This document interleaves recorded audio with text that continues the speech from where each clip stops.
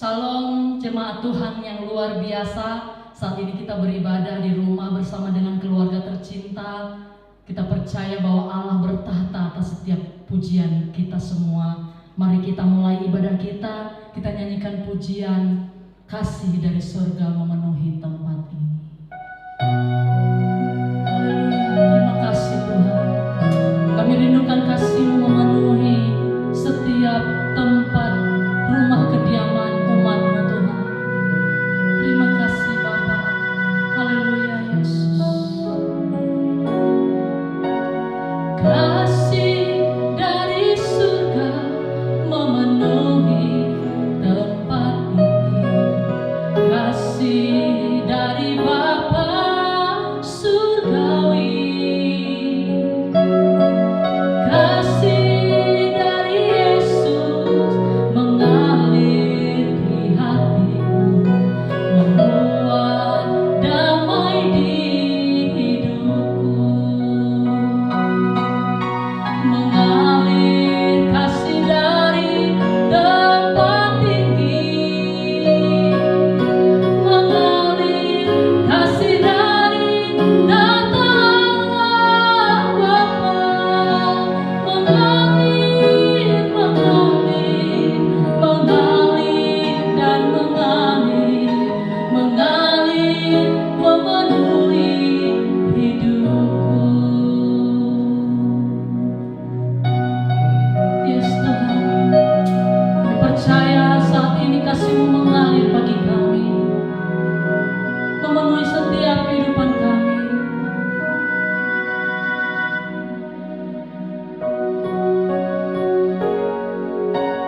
Kasih dari surga memenuhi tempat ini. Kasih dari Bapa surgawi. Kasih dari Yesus mengalir di hatiku, membuat damai di hidupku. Mengalir kasih dari tempat tinggi, mengalir kasih dari tata Allah Bapa. Mengalir, mengalir, mengalir dan mengalir, mengalir memenuhi hidupku.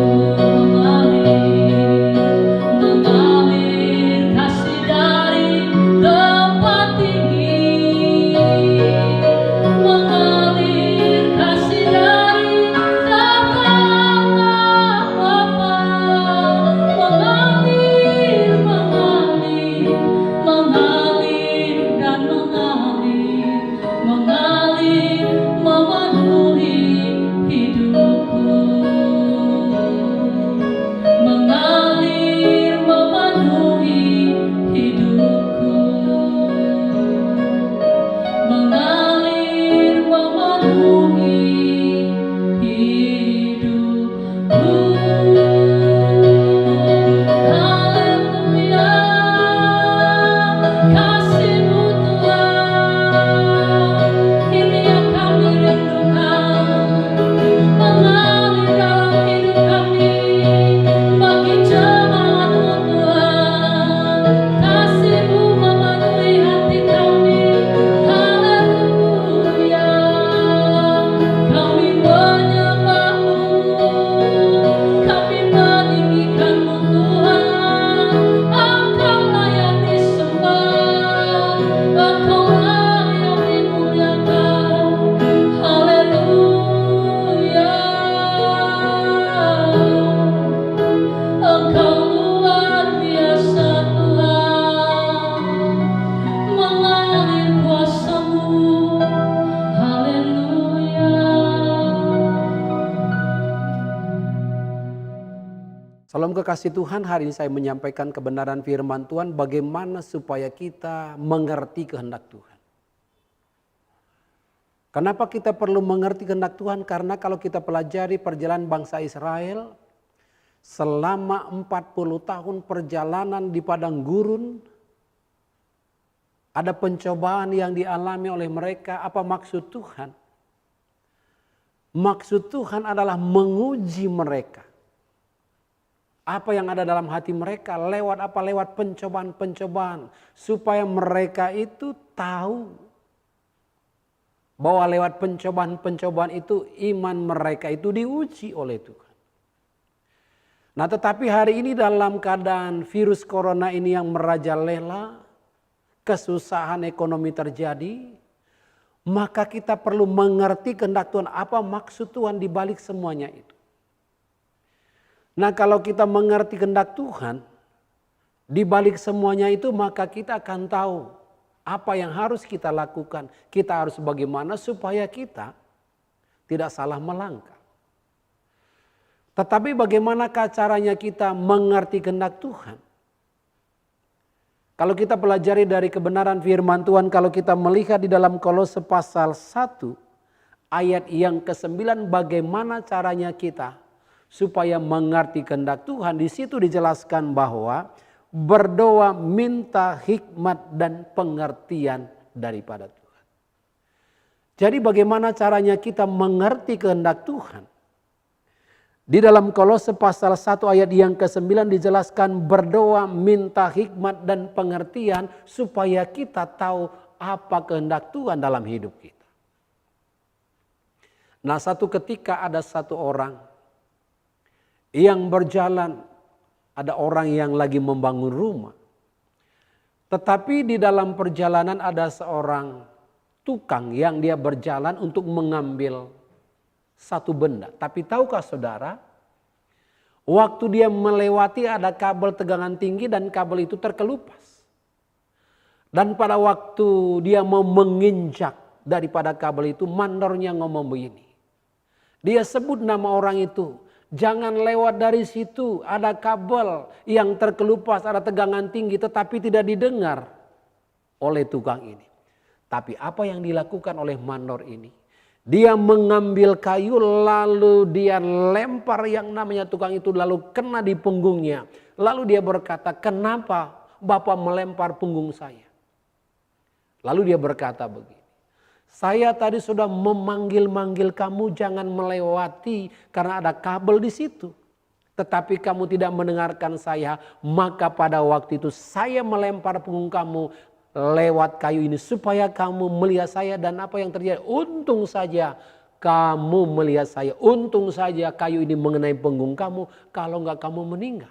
Artinya mungkin awalnya orang yang tidak mengerti kenapa ada orang yang melempar saya. Tetapi ketika dia tahu pada waktu dia melangkah selangkah lagi saja, maka dia pasti meninggal. Karena apa? Karena dia menginjak kabel tegangan tinggi itu. Apa maksudnya? Di balik penderitaan itu menyelamatkan nyawa orang itu.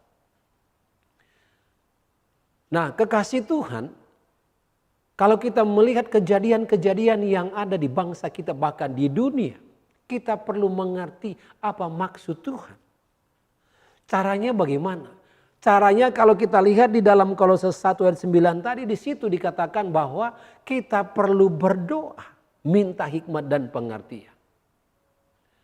Mungkin kalau selama ini kita sudah berbuat salah di hadapan Tuhan, kita minta supaya Tuhan mengampuni segala dosa dan pelanggaran kita. Atau mungkin lewat kejadian ini kita lebih mendekat kepada Tuhan. Karena firman Tuhan mengingatkan kita dalam 2 Tawarik pasalnya yang ke-7 14 berkata. Apabila di antara umatku yang atasnya namaku disebut berbalik dari jalan-jalannya yang jahat. Apabila mereka bertobat datang kepadaku berseru, maka aku akan memulihkan negeri mereka. Berarti maksud Tuhan dengan kejadian-kejadian ini supaya umat Tuhan datang kepada Tuhan, supaya umat Tuhan bertobat, supaya umat Tuhan itu berbalik dari jalan-jalannya yang jahat. Jadi mengerti kehendak Tuhan dalam setiap kehidupan kita. Karena kalau kita tidak mengerti kehendak Tuhan, maka kita gampang sekali untuk menyalahkan Tuhan. Kita berkata, Tuhan kenapa engkau mengizinkan kami begini? Tetapi kalau kita mengerti kehendak Tuhan, maka kita akan tetap kuat di dalam Tuhan. Nah, firman Tuhan mengingatkan kita Bagaimana bangsa Israel berjalan di padang gurun selama 40 tahun lamanya. Dia diuji lewat pencobaan-pencobaan, lewat penderitaan. Tapi lewat pencobaan itu mereka diuji oleh Tuhan. Jadi kalau hari ini mungkin saja kita diuji oleh Tuhan lewat keadaan tantangan, persoalan, pergumulan yang kita hadapi. Maka ini waktunya kita datang kepada Tuhan. Kita berdoa kepada Tuhan supaya kita muncul seperti emas murni. Iman kita dikuatkan, diteguhkan. Bahkan membuat kita itu lebih dekat dengan Tuhan, berharap kepada Tuhan. Jadi hari ini apa yang Tuhan katakan kalau kita mengandalkan Tuhan, mengerti kehendak Tuhan. Pada waktu kita mengerti kehendak Tuhan, firman Tuhan katakan, orang yang melakukan kehendak Tuhan tetap hidup untuk selamanya. Jadi ketika Anda tahu, mengerti kehendak Tuhan, lalu Anda melakukan kehendak Tuhan, maka firman Tuhan mengingatkan kita bahwa kita akan hidup untuk selamanya. Karena apa? Karena kita melakukan kehendak Tuhan. Kalau kita melakukan kehendak Tuhan, maka yang terjadi adalah kebaikan kita. Tetapi kalau kita melakukan kehendaknya kita sendiri, mau-maunya kita sendiri, maka yang terjadi adalah berakibat fatal dalam kehidupan kita. Tetapi kalau kita melakukan kehendak Tuhan, maka kita akan hidup selama-lamanya. Jadi belajar hari ini, kalau Anda melakukan sesuatu, tanya Tuhan, Tuhan, apakah ketika saya melakukan ini sesuai dengan kehendak-Mu? Apakah kalau saya melakukan ini tidak sesuai dengan kehendak-Mu? Nah, kekasih Tuhan, dengarkan baik-baik. Dosa itu, mungkin Anda mengerti bahwa percabulan, kecemaran, hawa nafsu itu adalah dosa. Berbohong adalah dosa. Tetapi hari ini saya mau mengingatkan saudara, ketika Tuhan tidak menyuruh Anda pergi itu adalah dosa. Tetapi ketika Tuhan katakan pergi, Anda tidak pergi, itu juga adalah dosa. Nah, kalau hari-hari ini Anda belum mengerti kehendak Tuhan, tanya Tuhan lewat doa saudara, minta pengertian daripada Tuhan supaya ketika Anda mengerti kehendak Tuhan, Anda melakukan firman Tuhan. Ketika Anda melakukan firman Tuhan, melakukan kehendak Tuhan, maka Anda akan hidup untuk selama-lamanya. Biarlah firman ini menguatkan, meneguhkan saudara. Tuhan Yesus memberkati. Amin. Kita sudah mendengarkan firman Tuhan yang disampaikan hamba-Nya. Kiranya firman Tuhan ini menguatkan kita, meneguhkan kita, memerdekakan kita. Haleluya, mari kita naikkan pujian. Ku hidup karena percaya. Yes Tuhan, ini hati kami percaya kepadamu Bapa. Oh, Engkaulah pengharapan kami Tuhan. Seluruh hidup kami dalam genggaman. Haleluya Yesus.